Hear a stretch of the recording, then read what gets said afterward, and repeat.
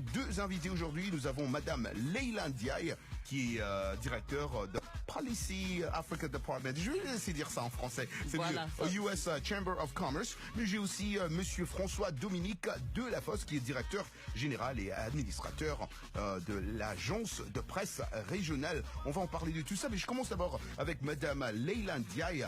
Bonjour et merci d'avoir pensé à nous aujourd'hui.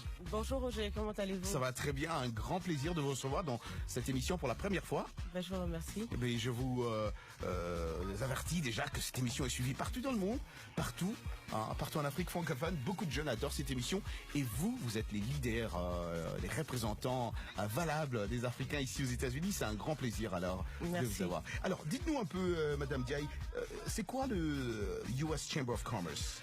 La Chambre de commerce des États-Unis est la plus grande fédération d'entreprises au monde, représentant les intérêts de plus de 3 millions d'entreprises de toute taille, secteur et région, ainsi que ceux des chambres locales et régionales et associations industrielles. Nous avons à peu près 117 chambres à l'extérieur. Étant donné que nous parlons des pays d'Afrique, je peux en citer quelques-unes. Nous avons une chambre à Abidjan, nous avons une chambre à Dakar, nous en avons une autre au Ghana, on en a une au Nigeria, et etc. Au Maroc également, un peu partout. Le département Afrique, donc de la chambre de commerce auquel j'appartiens, est de plus en plus actif sur le continent américain, et nous avons pour vocation, je veux dire première, de protéger et de défendre les intérêts des entreprises américaines sur le continent africain.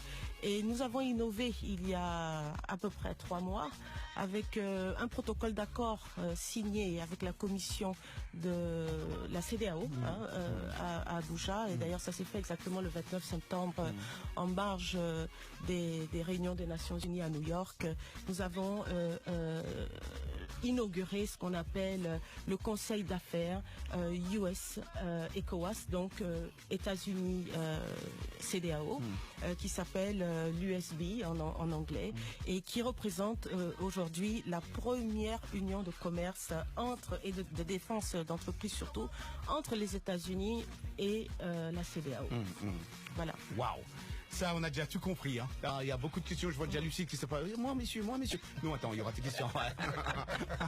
D'accord, j'attends. D'accord. Mais comme je l'ai dit aussi, nous avons Monsieur François Dominique Delafosse. C'est un grand plaisir aussi, messieurs, de vous accueillir ici aujourd'hui pour la première fois dans cette émission. Je ne sais pas si vous avez déjà été à la Voix de l'Amérique, mais c'est la première fois quand même dans cette émission. Je vous dis bonjour. Bonjour Roger. Merci d'être là. Alors, qu'est-ce qui vous amène ici à Washington? Déjà, c'est un plaisir d'être là. On vous dire merci. Merci. Ce qui nous emmène, comme Madame Ndiaye vient d'expliquer, c'est l'initiative USB, où depuis bientôt 3 mois, nous sommes partenaires. Je parle bien évidemment de l'agence de presse. La presse, oui. Voilà, qui est un peu le tremplin entre l'Afrique, que pour l'Afrique de l'Ouest.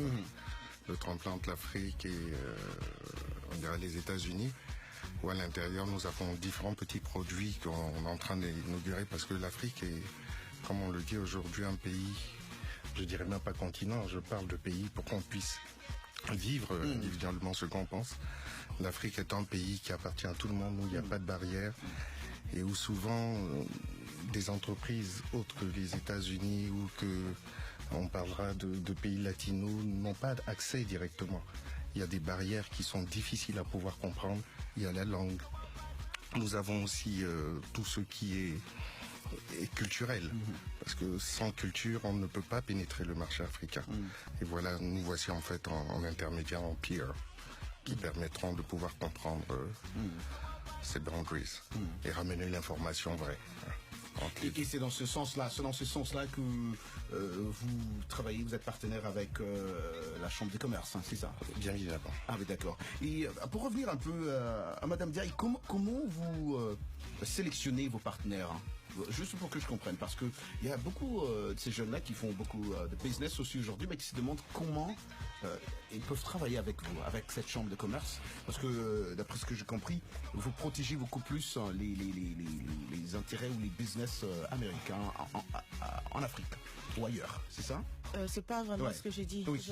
Initialement, le département Afrique avait pour vocation de protéger les intérêts, de défendre les intérêts des sociétés américaines sur le continent.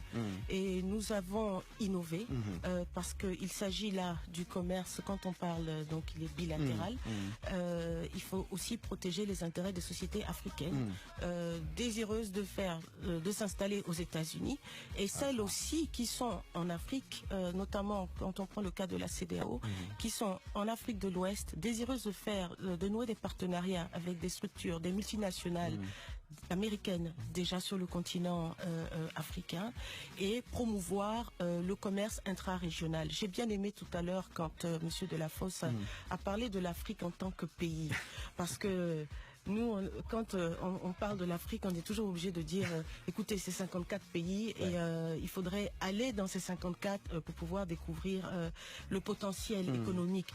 Mais j'abonde dans son sens parce que nous prenons l'intégration régionale et cette Afrique unie, gagnante, prête à aussi embrasser le vaste marché américain et ça aussi, ça fait partie de nos attributions.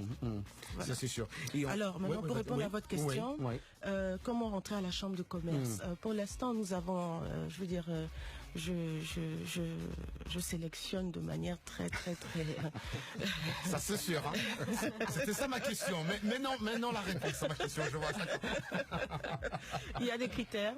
Le premier, c'est que votre entreprise doit être, les capitaux en fait, le capital de chaque entreprise doit être entièrement privé. On ne prend aucune entreprise détenue dont les capitaux sont détenus par un gouvernement. Pour des raisons que vous connaissez. Et ensuite, on cherche l'histoire, la belle histoire qu'il y a derrière. Et le potentiel. Le potentiel. Je vous donne un exemple. Au Sénégal, j'ai beaucoup hésité à prendre des PME. Pour commencer, parce que je me suis dit le travail qui allait nous être demandé allait être beaucoup plus, je dirais, périlleux. Surtout, comment faire pour expliquer les lois commerciales des États-Unis à une société qui souhaite s'installer ici. Comment aider ces sociétés à pouvoir vendre leurs produits selon les dispositions de l'AGOA. Alors, ça demande énormément de travail. Alors, je suis tombée sur une dame qui, justement, avait été invitée par le département d'État il n'y a pas très longtemps et qui a une société de jus de fruits qui opère à partir de Dakar. Cette société m'a interpellée parce que 90% des employés sont des femmes, 10% sont des personnes sourdes et muettes. Et cette dame, tout simplement, sans notre aide d'ailleurs, a réussi à pénétrer le marché américain selon les dispositions de l'AGOA. Ces produits sont présents aujourd'hui dans quelques supermarchés à New York, ici Washington et Metropolitan Area, et vous retrouvez aussi ces produits au Texas et des produits naturels et organiques. Et je dis, mais cette dame mérite de faire son entrée à Wegmans, elle mérite de faire son entrée à Whole Foods, elle mérite de faire son entrée à Walmart. Alors c'est un peu c'est ce genre de profil, cette société que vous connaissez d'ailleurs, parce qu'il n'y a pas c'est pas de la publicité, elle est membre de la Chambre de commerce américaine et c'est une fierté pour nous de le dire. Elle s'appelle Zena Exotic Fruits, qu'on retrouve partout en Afrique aujourd'hui, qu'on retrouve aujourd'hui aux Émirats. Et c'est ce genre de société-là, ces personnes avec une vision que nous souhaitons accompagner et justement leur montrer comment faire, notre savoir-faire, pour qu'elles puissent bénéficier de notre savoir-faire, de notre entre-gens et de nos conseils. Alors, je vais vous annoncer une très bonne nouvelle parce qu'il n'y a même pas 2 jours, nous avons eu l'honneur de recevoir le nouveau président de l'Afreximbank.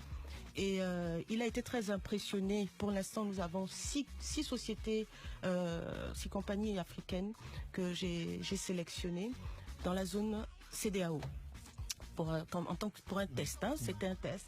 Et dans ces 6 sociétés, il y en a 2 qui avaient des projets, dont les projets ont été retenus et qui seront entièrement financés par Afreximbank. Et pour que ces derniers nouent des partenariats avec les multinationales africaines. Donc c'est notre vision. Notre vision aujourd'hui, c'est d'être beaucoup plus présent sur le continent, mais aussi de faire bénéficier du savoir-faire américain aux entreprises africaines. Et nous encourageons les entrepreneurs africains à être beaucoup plus disciplinés en ce qui concerne l'état de leurs finances, en ce qui concerne payer les impôts, en ce qui concerne la structure, en fait, comment est-ce qu'ils sont organisés, parce que vous savez mieux que moi que pénétrer le marché américain n'est pas une chose aisée, et ça demande du sérieux, si simple que ça, et de la discipline.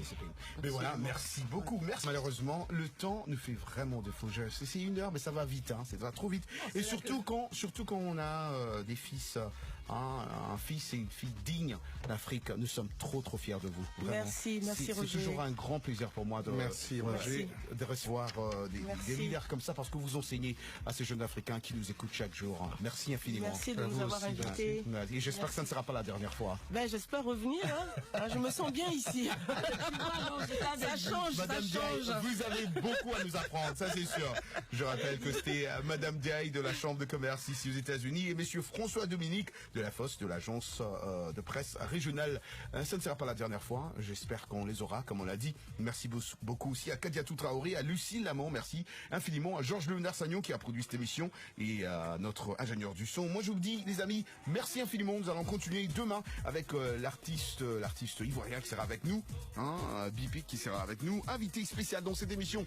Mais ratez pas, les nouvelles vont continuer avec notre collègue Gabi, Cherubin Dorsil, dans un instant, les nouvelles. Et notre sujet continue demain, pourquoi il est important d'apprendre à lire et à écrire. Please don't go, but this time I gotta go. Je vous ai dit, Dili part aujourd'hui, mais peut-être qu'elle va revenir, pourquoi pas. On croise les bras, on croise hier, on t'adore Dili. Please don't go, I gotta go this time, et je vous dis comme d'hab, Peace Africa!